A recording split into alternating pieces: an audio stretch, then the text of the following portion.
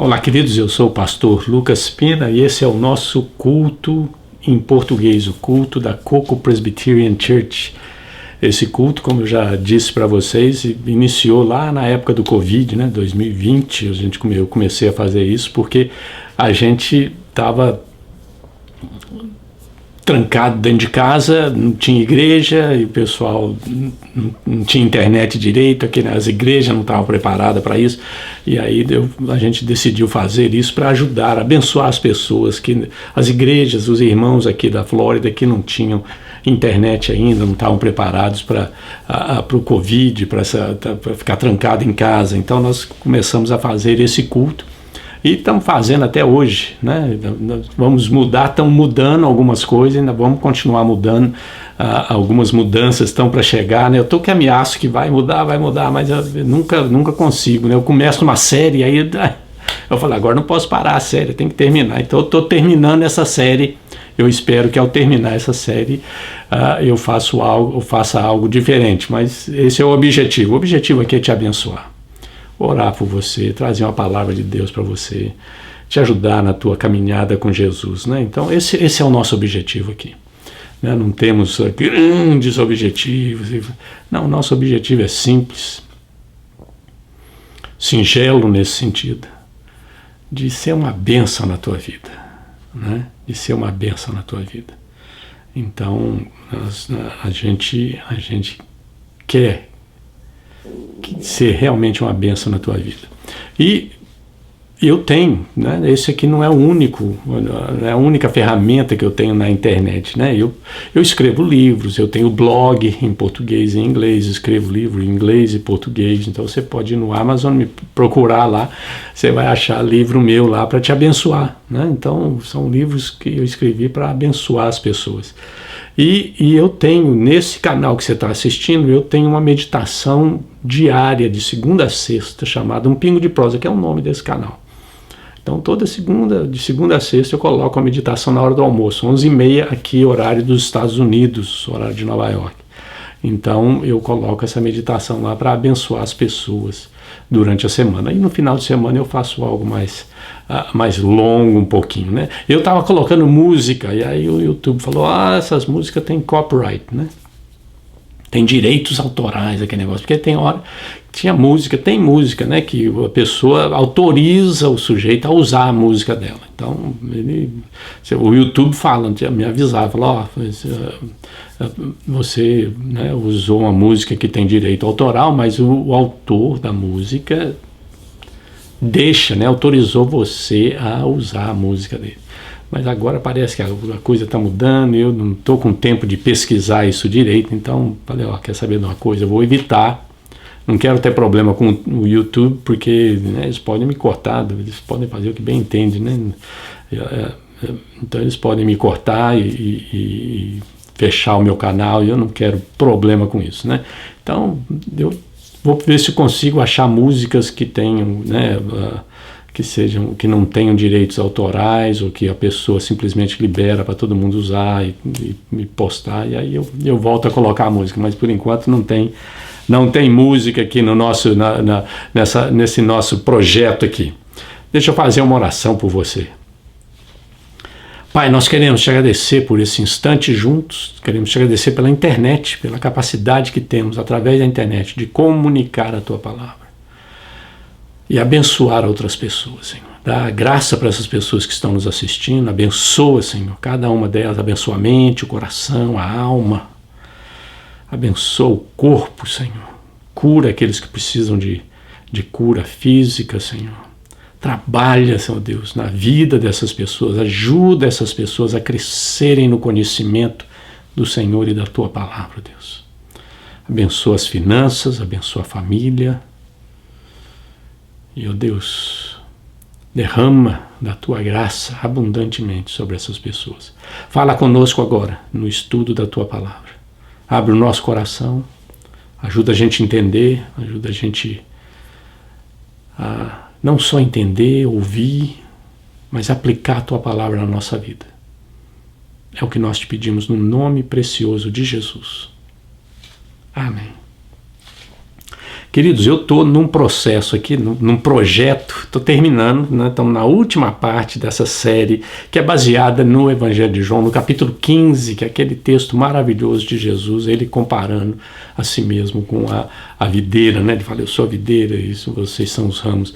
E esse é um texto riquíssimo de lições para a nossa vida. E eu estou baseado nesse texto, nós estamos estudando, estamos meditando sobre o tema de compromisso com Jesus, né? Porque o ramo conectado com a videira, né? É uma ilustração que Jesus usa, né? Uma parábola que Jesus usa para o compromisso. Nós estamos conectados, temos um compromisso com Cristo. Então, o que significa esse compromisso, né? Então, esse texto aqui ensina a gente a respeito disso, né? E eu tenho compartilhado com vocês, né, esses aspectos do compromisso com Jesus. Então, se você está chegando agora pela primeira vez, dá uma olhada nos meus vídeos de domingo, né? Não compartilho ele durante a semana, mas meus vídeos de domingo, que é o culto em português da Coco Presbyterian Church. Então, esses últimos vídeos, né, eu estou nessa série, e agora nós estamos entrando na fase final dessa série. Então, vamos dar uma olhada no texto, de novo. João 15, de 1 a 17. Olha o que João escreve. E olha o que Jesus fala. Eu sou a videira verdadeira e meu pai é o agricultor. Todo ramo que estando em mim não der fruto, ele o corta, e todo o que dá fruto limpa, para que produza mais fruto ainda. Vós já estáis limpos pela palavra que vos tenho falado. Permanecei em mim e eu permanecerei em vós. Como não pode o ramo produzir fruto de si mesmo, se não permanecer na videira, assim nem vós o podeis dar, se não permanecerdes em mim. Eu sou a videira, vós os ramos. Quem permanece em mim e eu nele, esse dá muito fruto, porque sem mim nada podeis fazer. Se alguém não permanecer em mim, será lançado fora à semelhança do ramo, e secará, e o apanham, lançam no fogo e o queimam. Se permanecerdes em mim, as minhas palavras permanecerem em vós, pedireis o que quiserdes, e vos será feito. Nisto é glorificado meu Pai, em que deis muito fruto, e assim vos tornareis meus discípulos. Como o Pai me amou, eu também vos amei. Permanecei no meu amor. Se guardardes os meus mandamentos e permanecereis no meu amor, assim como também eu tenho guardado os mandamentos de meu Pai, e no seu amor permaneço. Tenho-vos dito essas coisas para que o meu gozo esteja em vós e o vosso gozo seja completo. O meu mandamento é este, que vos ameis uns aos outros, assim como eu vos amei. Ninguém tem maior amor do que este, de dar a alguém a própria vida em favor de seus amigos. Vós sois meus amigos, se fazeis o que eu vos mando. Já não vos chamo servos, porque o servo não sabe o que faz o seu senhor. Mas tenho-vos chamado amigos, porque tudo quanto ouvi de meu Pai vos tenho dado a conhecer. Não fostes vós que me escolhestes a mim, pelo contrário, eu vos escolhi a vós outros e vos designei para que vades e deis fruto, e o vosso fruto permaneça, a fim de que tudo quanto pedirdes ao Pai em meu nome, ele vô-lo conceda. Isso vos mando, que vos ameis uns aos outros. Essa é a palavra de Deus para você nesse momento. Compromisso com Cristo. Compromisso com Cristo. O que significa o compromisso com Cristo? Nós vimos vários aspectos do compromisso com Jesus. Compromisso com Cristo. Mas o que significa? Significa que Cristo deve estar em primeiro lugar. Esse é o significado mais importante do nosso compromisso com Cristo. Cristo em primeiro lugar. Nós vivemos num tempo e numa geração, numa época que enfatiza a vida egocêntrica. É a vida voltada para nós mesmos, né? É tudo nós, tudo ao redor, ao nosso redor. Eu que sou o mais importante, eu que tenho que ter todas as atenções voltadas para mim, né? Temos que ser o primeiro, o único, aquele que importa, aquele que faz a diferença. É a gente, nós, eu, né? O pessoal aqui fala de mi, né? No Brasil acho que eles usam esse mi também, mas o mi aqui é o eu, né? Então, é o nosso problema, os nossos problemas são os maiores, nossos casos devem ser os melhores, nossas opiniões com certeza são as corretas, tudo é a gente, né? Tudo é eu. Se você não me agradar e fizer o que eu quero, eu vou encontrar alguém que me agrada e faça o que eu quero. E não é só isso. Se a igreja não fizer o que eu quero, do jeito que eu quero, eu vou encontrar outra igreja. Não é isso que a gente está vendo hoje em dia?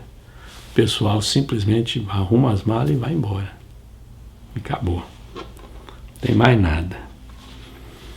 Eu tenho uma notícia ruim para te dar. Está preparado? Está sentado? Então senta. A notícia ruim para te dar.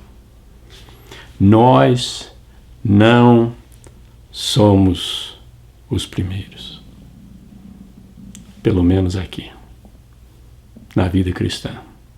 Nós não somos os primeiros.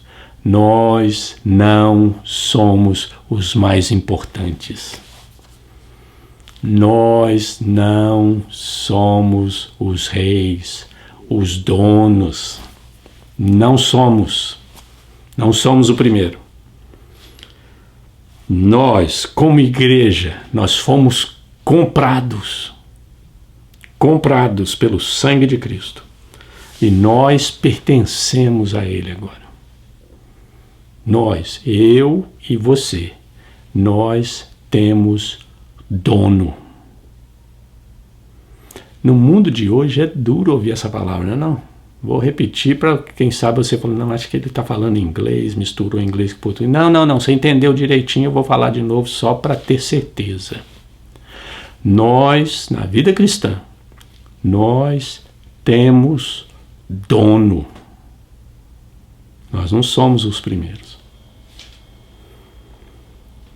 Nós fomos comprados pelo sangue de Cristo e nós pertencemos a Ele agora. É isso que a gente aprende lá no livro de Atos, capítulo 20, versículo 28. Deixa eu ler aqui para você. Olha o que Paulo fala para os presbíteros, os donos da igreja. Os presbíteros, olha o que ele fala. Ele está despedindo dos presbíteros, né? Ele estava indo para Jerusalém e provavelmente nunca mais ia vê-los. Né? Uma situação triste. E ele fala assim: atendei por vós e por todo o rebanho sobre o qual o Espírito Santo vos constituiu bispos. Bispo aqui é aquele que supervisiona, não é um título. Hoje em dia a gente usa como título, né? O bispo fulano de tal, o bispo, não, ele é só um supervisor. Ele colocou você para supervisionar a igreja, os presbíteros, né? Ele diz assim: constituiu bispos para pastoreardes a igreja de Deus. Aí tem uma vírgula ali, tem gente que para aí. Pode parar ali não. Tem que continuar a leitura. O que diz a leitura depois disso aqui? A qual, a igreja, a qual ele comprou com o seu próprio sangue.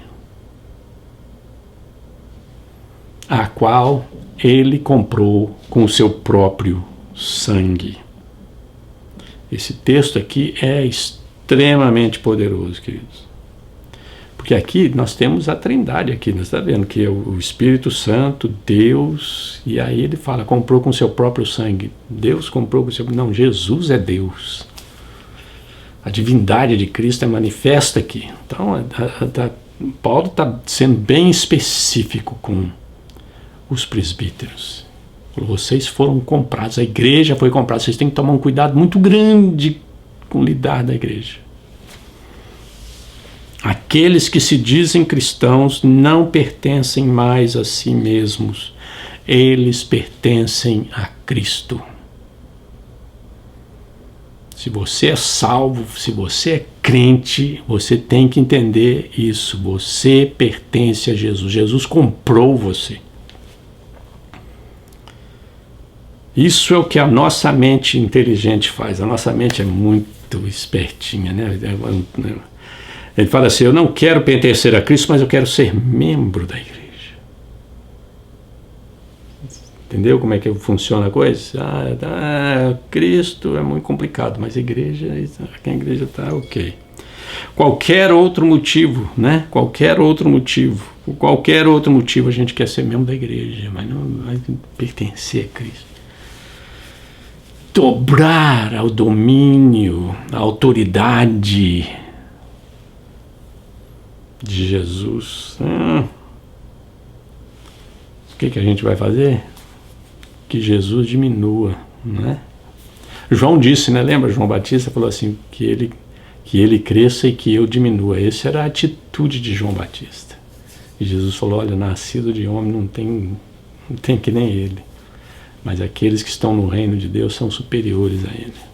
E João Batista era o último profeta do Velho Testamento. O reino de Deus estava chegando. Estava chegando. Mas ele tem a atitude correta. Que ele cresça e que eu diminua. Aqui a gente quer, não. Que ele diminua e que nós cresçamos.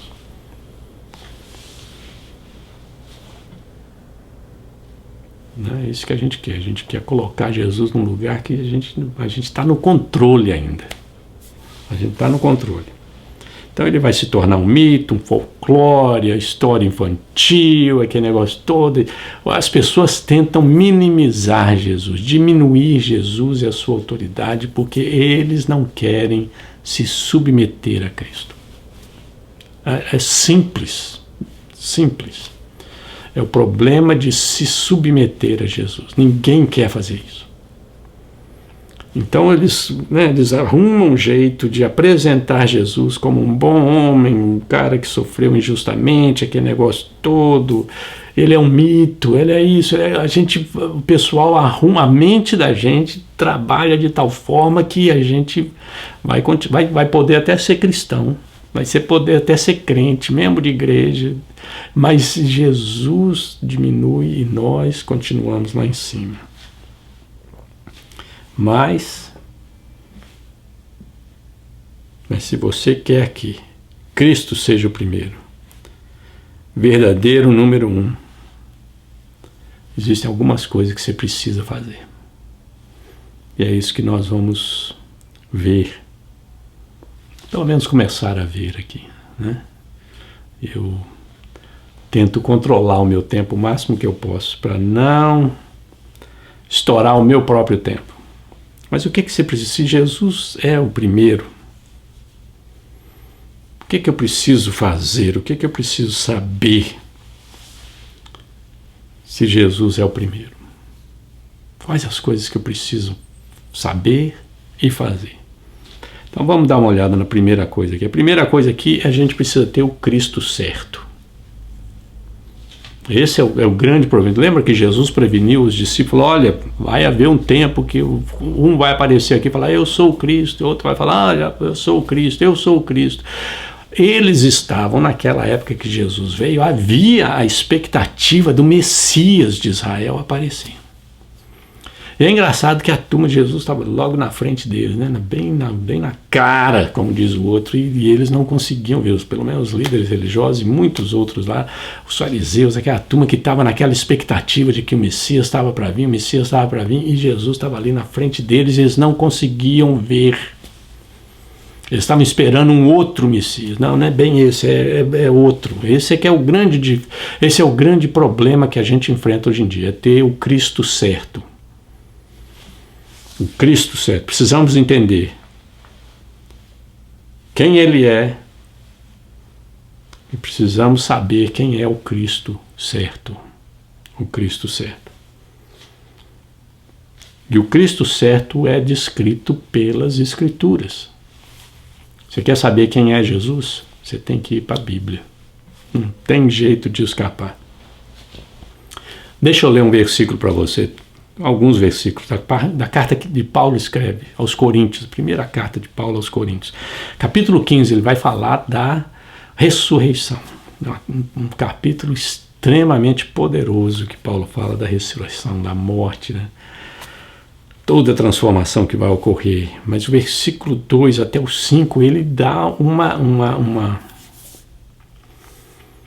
definição de quem é Jesus. Descreve para nós. Por ele também sois salvos. Olha, ele está falando de Jesus. Por ele também sois salvos, se retiverdes a palavra da tal como vou-la preguei, a menos que tenhais sido crido em vão. Antes de tudo vos entreguei o que também recebi, que Cristo morreu pelos nossos pecados, segundo as Escrituras, e que foi sepultado e ressuscitou ao terceiro dia, segundo as Escrituras, e apareceu a Cefas e depois aos 12. Cristo e as Escrituras. Cristo, segundo as Escrituras, segundo as Escrituras. É isso que Paulo está falando. Que quer conhecer Jesus, você tem que ir para a Bíblia. Não adianta você ir para opinião dos outros, palpite não vai. Você pega a Bíblia. Quer conhecer Jesus, você tem que conhecer a Bíblia. Comece com os Evangelhos. Né? Os Evangelhos é a melhor maneira de você conhecer Jesus, o verdadeiro Cristo. Tem que ser o verdadeiro, os Evangelhos. São 4 Evangelhos. Tem o Mateus, tem o Marcos, tem o Lucas, tem o João. São 4 Evangelhos. Aí depois tem o Novo Testamento para explicar os Evangelhos para nós. Aí depois tem o Velho Testamento para nos dar o pano de fundo. Quer dizer, tem certas coisas no Novo Testamento que aconteceram baseado no Velho Testamento. O Velho Testamento dizia que ia acontecer. É por isso que isso vai acontecer. É por isso que ele tem que fazer isso. É por isso que o Velho Testamento ajuda. Você precisa conhecer a Bíblia, mas quer conhecer o verdadeiro Cristo, você vai no Novo Testamento. E qual que é o Cristo certo? Qual que é o Cristo certo? São algumas qualidades, aspectos da vida de Jesus, da pessoa de Jesus, que são extremamente importantes para nós definirmos quem é Jesus e quem é o verdadeiro Cristo. O verdadeiro Cristo. Então, o que a gente aprende? Primeiro, que Cristo é divino. A divindade de Jesus. Cristo é divino. Eu e o Pai, né? Esse texto que nós acabamos de ler de João 15 é algo extraordinário. Eu e o Pai. Eu e o Pai. Ele conectado com o Pai. Né? É algo extraordinário, né? Mostra realmente o relacionamento, né? O relacionamento de Jesus com Deus. Né? Eu sou a videira, o Pai é o agricultor, se permanece em mim, permaneço em vós, como no ramo não pode, eu sou a videira, permanece, né? Nisto é glorificado meu Pai, em que deis muito fruto, como o Pai me amou, eu também vos amei. Assim como o Pai permanece em mim, eu permaneço no Pai. É a ideia da divindade de Jesus. Da divindade de Jesus. Jesus é o Filho de Deus, a segunda pessoa da Trindade. Você tem que entender isso, tem que aceitar isso, tem que acreditar nisso, que Jesus é divino. O verdadeiro Cristo, o Cristo certo. Tem outros Cristos por aí que não tem nada a ver de divino. O nosso Jesus, o Jesus da Bíblia é divino.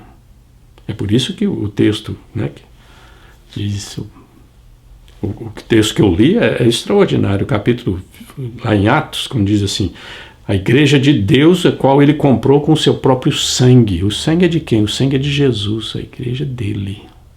E Paulo chama ele de Deus. Jesus é divino. Ele é o Filho de Deus. Segundo, Jesus é o Cristo encarnado. Esse ser divino, a segunda pessoa da Trindade, se encarnou. Se encarnou. É isso que Paulo fala. Que ele veio.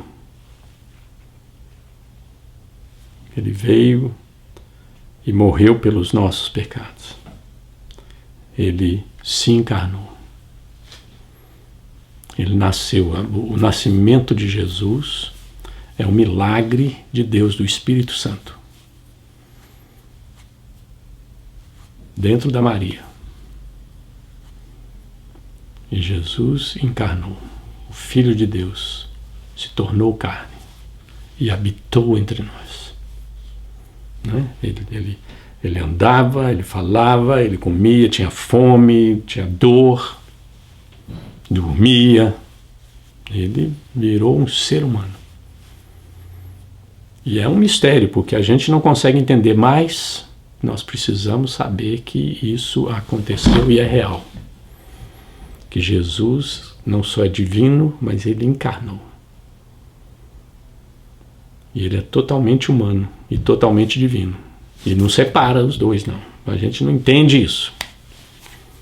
Mas a Bíblia deixa bem claro para nós que isso é real.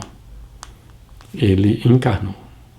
Jesus, ao andar aqui nessa terra, era o Filho de Deus, encarnado, com corpo, tudo, enfrentando tudo que um ser humano enfrenta, menos o pecado. Ele tinha que ser um ser humano e vencer o pecado, para que ele pudesse se tornar a oferta perfeita a Deus para os nossos pecados. E essa é a terceira característica de Jesus aqui. Do Cristo certo é o Cristo crucificado. A salvação foi realizada por um doloroso sacrifício na cruz. Jesus morreu pelos teus pecados, pelos meus pecados, para que pudéssemos ter relacionamento, nosso relacionamento com Deus restaurado. Paulo diz, no versículo 3 lá de Coríntios 15, Cristo morreu pelos nossos pecados, segundo as Escrituras. Morreu pelos nossos pecados, segundo as Escrituras. Um verdadeiro sacrifício. Não podia, se ele fosse só homem, isso não ia resolver o nosso problema. Se Jesus não fosse divino, se Jesus não fosse a segunda pessoa encarnada e não tivesse pecado, se ele tivesse pecado, então aí não tem salvação. A nossa salvação depende de Jesus ser encarnado e viver uma vida perfeita e vencer as tentações que ele venceu. Foi tentado, mas venceu as tentações. Aquilo que Adão não conseguiu fazer, o segundo Adão, a Bíblia, o Novo Testamento, Paulo chama ele de segundo Adão. O segundo Adão fez, ele venceu as tentações. Está lá no começo do ministério de Jesus, quando ele enfrenta o diabo. E ele é tentado nas coisas mais importantes, que todos nós somos tentados. Jesus é tentado e ele vence a tentação. Com a palavra de Deus, ele vence a tentação. É extremamente importante. E ele morre. E ele oferece um sacrifício perfeito a Deus. É extremamente importante a gente entender isso, queridos. Que o sacrifício de Jesus é perfeito. Sem mácula. Sem mancha. Sem defeito. Sem defeito. Ele foi crucificado por você e por mim. Esses são alguns aspectos do verdadeiro Cristo, do Cristo certo. Se você crê nesse Jesus, esse é o Jesus certo. Mas tem mais coisas a respeito desse Jesus certo, mas nosso tempo aqui está esgotando. Ele é divino, ele é encarnado, ele foi crucificado. Vamos orar a Deus? Pai, nós te pedimos que o Senhor continue a trabalhar na nossa vida e nos ensinar a respeito de Jesus. Nos ajude, nos abençoe a aceitar, a acreditar e a seguir esse Cristo. Ajuda a gente a aprender a respeito dele. É o que nós te pedimos no nome precioso dele, o nosso Salvador. Amém. Queridos, mais uma vez, muito obrigado por ter vindo. assistido. Não se esqueça, durante a semana, na hora do almoço, eu lanço o vídeo, que é uma meditação curtinha, e semana que vem a gente continua. A partir desse ponto aqui, a gente continua a falar do Cristo certo, tá bom? Um grande abraço. Deus te abençoe.